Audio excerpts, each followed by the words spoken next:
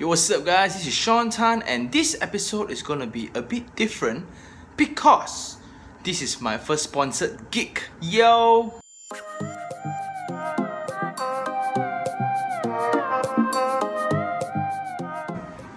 What's up guys? Today, I want to share about ways that you can actually rent out your apartment after you actually purchase one. A huge shout out to Rumah, the solution where they actually help you rent out to corporate clients.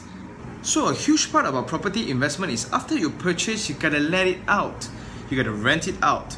But many suffer in terms of looking for the right tenants, managing them. How do you filter tenants? How do you get the right tenants? And who are the tenants that are willing to pay that high rent? So this is where Rumah actually comes in as that partner for owners where they help you solve your problem. So today on New Year's Eve, they actually gave me an opportunity to check out their unit in Central Residences. So let's check out the unit.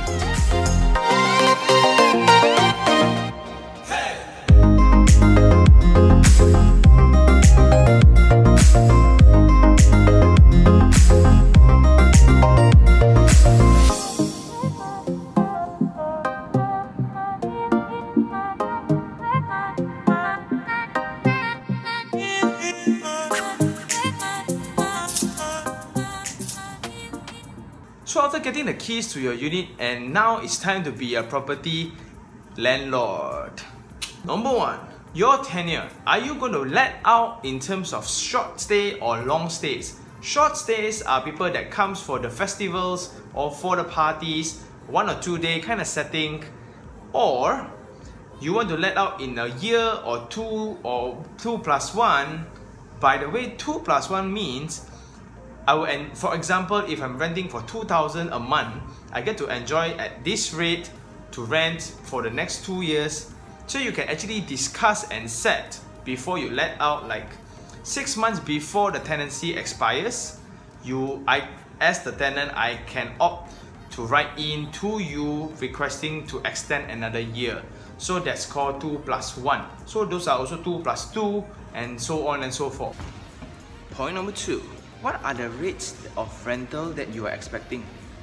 Of course, you cannot really demand much until you determine what's the market rate. Market rate, you can actually get it from agents, or you can actually get it from property portals such as iProperty, Property Guru, Prop Social. Yeah, I think that's about it.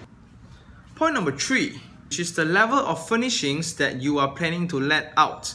Is it fully furnished? Is it partial furnished? Or is it just mere bare unit? All this decision is rather important, and many people are actually stuck. Do I actually rent out the bare unit at a very low rental rate, or can I just furnish a little bit to demand a higher one, or to just really do it very nicely and so that people will actually consider your unit first? So the best strategy is to use minimal budget to enhance the quality of your unit, because every time the project is handed over to the buyers, there's like few hundred units together and they are all competing for the same pool of tenants. So your unit needs to stand out in the minimal cost. So people actually consider you let out to rent your unit first. So after considering point number 1, 2 and 3, who is letting out your unit for you? And after every time the tenant change or the tenant shifts out, you need to know who to call to clean your unit and who to check, and the water bill, electrical bill, utility bills, are those paid?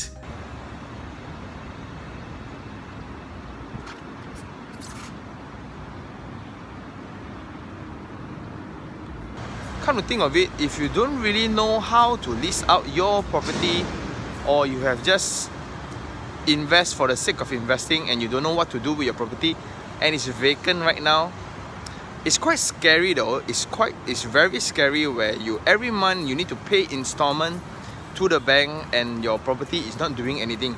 That's where you actually regret, like, shit,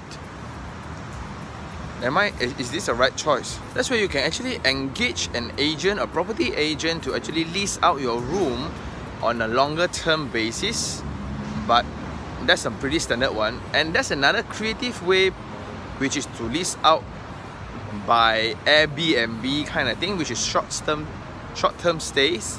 Short-term stays usually generate more income, but equivalently the hassle to manage a property becomes way more, not a little bit, way more, because you need to check in, check out, cleaning, servicing, leading them. It's like a hotel. It's like a hotel, and this requires a full-time, I wouldn't say full-time, but I would just require more commitment in time. I think that's the right word. That's why now there are services such as B&B providers. Like, I have totally no time to manage my own property. I could barely finish my work. So what do I do with my property? You can engage these service providers in profit sharing. There's a profit sharing model where the owners and the operators work together, where the owners will just provide the space and the operators will lend out and manage the entire process for you. So what happens to the profit? If there's profit, there's a percentage to it. I will leave Ruma's contact down below, so you can actually engage them in terms of what are the settings like and what are the models available. And now time has changed. Technology has changed real estate, and it's time property owners or landlords change too. After all that, I really do hope those pointers help you becoming a better landlord, and it actually manage your expectation as becoming a property investor, because there's no such thing as passive income in my point of view. Everything needs work, just that which work is slightly easier and which one has more value in the future to come. If you really like this video, like it, comment below, share it, and even subscribe.